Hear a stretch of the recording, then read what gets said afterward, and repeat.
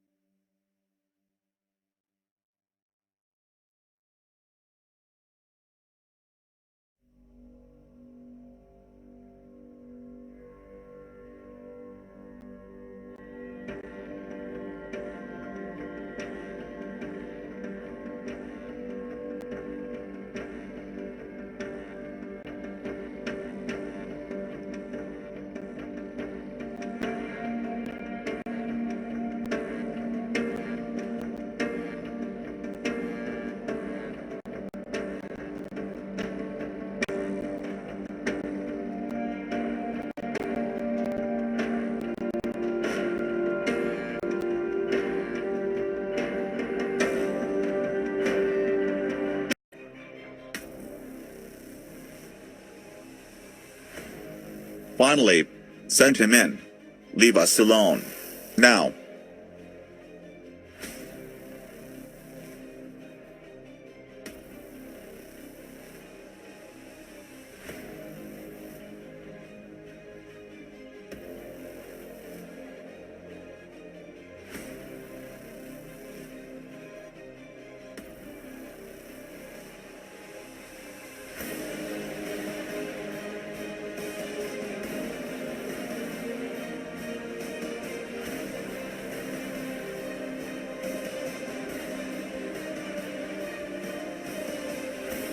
Shivaji, we meet at last.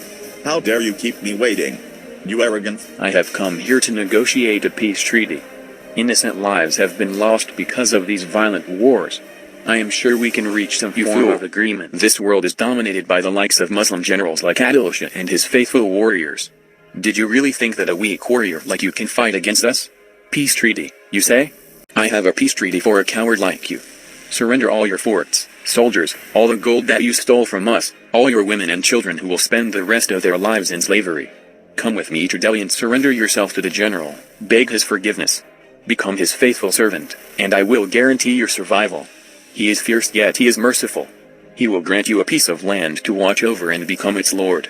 Come into my arms and embrace your new reality. Come Shivaji. Come.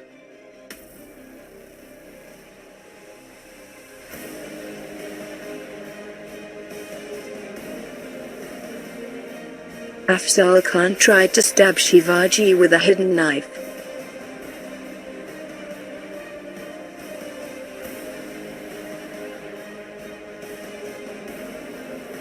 But Shivaji was prepared for treachery. He had a trick up his sleeve.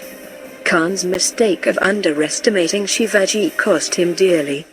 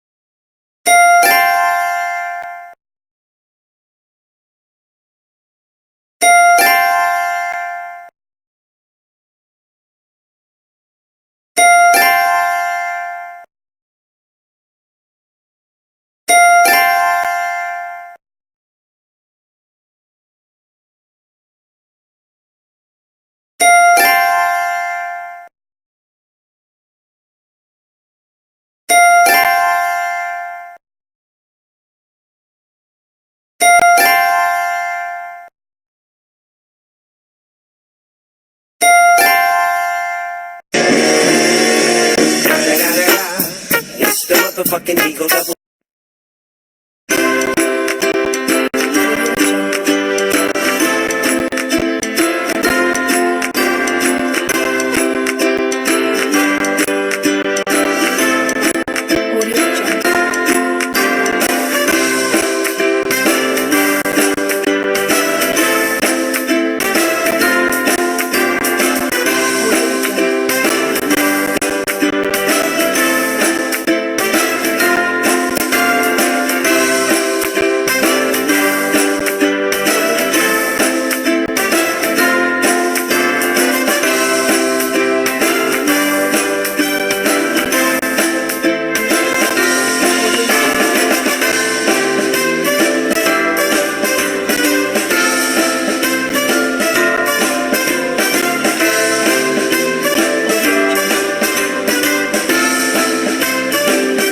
Starting 1835, the British imposed a tax on Indian salt and series of salt tax. The tax made salt expensive and made it difficult for Indians to buy the salt they needed. Salt laws made it illegal to collect, produce, or sell salt. Anyone other than the British selling salt can be imprisoned for 6 months. The Salt March, an act of non-violent civil disobedience, was initiated by Gandhi to produce salt from the seawater in the coastal village of Dandi, as was the practice of the local populace. This was before the British officials introduced taxation on salt production, deemed their sea salt reclamation activities illegal, and then repeatedly used force to stop it. The Salt March, also called White Flowing River, which took place from 12th March to 6th of April 1930 in India, was an act of civil disobedience to protest British rule in India. During the march, thousands of Indians followed Gandhi from his religious retreat near Ahmedabad to the Arabian Sea coast, a distance of some 240 miles. The march resulted in the arrest of nearly 60,000 people, including Gandhi himself. India finally was granted its independence in 1947. Gandhi nominated Sri Abhastai Abji to lead the Satyagraha if he was arrested. Satyagraha meant insistence on truth, translated to Sanskrit. After breaking SALT Act, Gandhi was arrested on 6th of May 1930.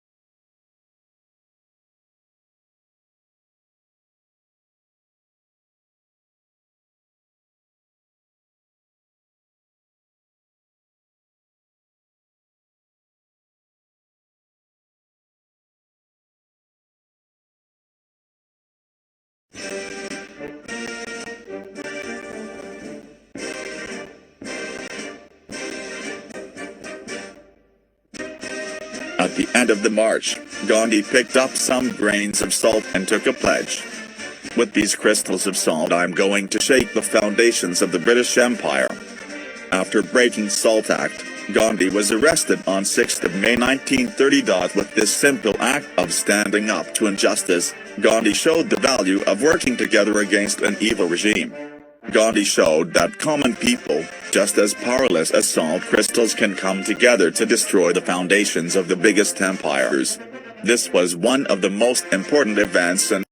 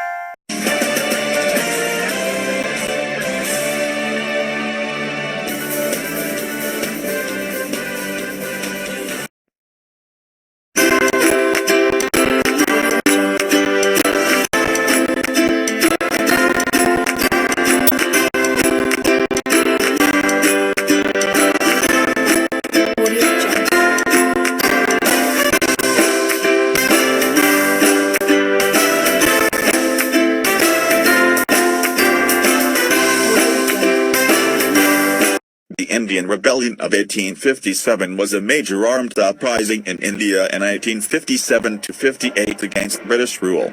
For nearly 100 years, the rule had been presided over by the British East India Company, which had functioned as a sovereign power on behalf of the British Crown.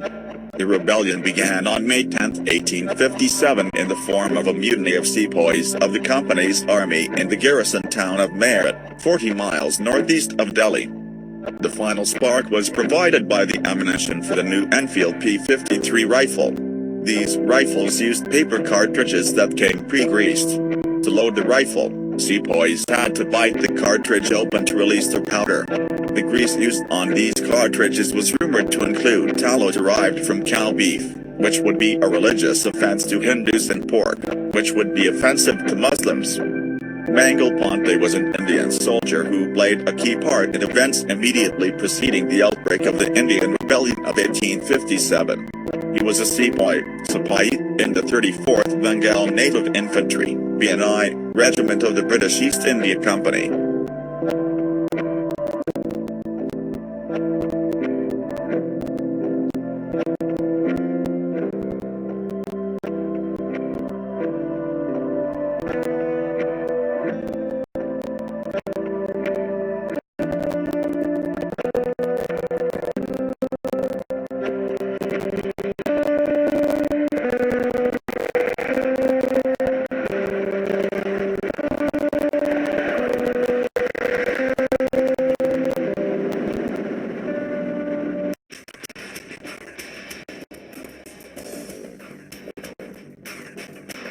The British Army came to know about the plan of the revolution. This was the first time that somebody was trying to go against the British. They did not take it well.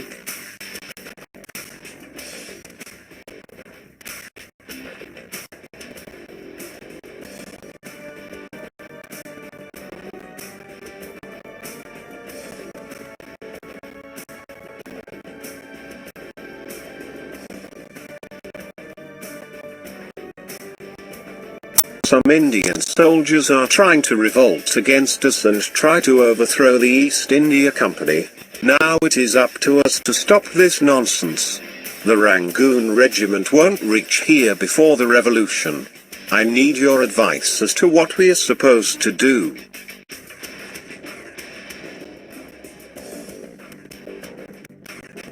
We can ask the Rangoon Regiment to take the shortest route and reach early. Their strength is enough to crush anyone who stands against us.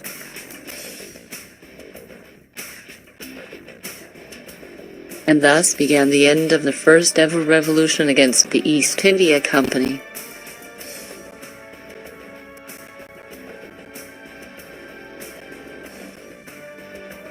It's time to crush a revolution.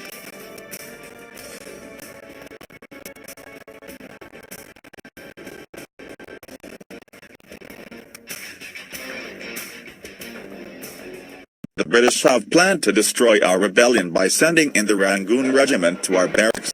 They have invaded us, impoverished us, enslaved us, and corrupted our religion. They now stand at the corpses of our forefathers mocking our culture. We shall show them what Indian spirit is. We shall fight every last one of them. It's time to march, my comrades, into the attack.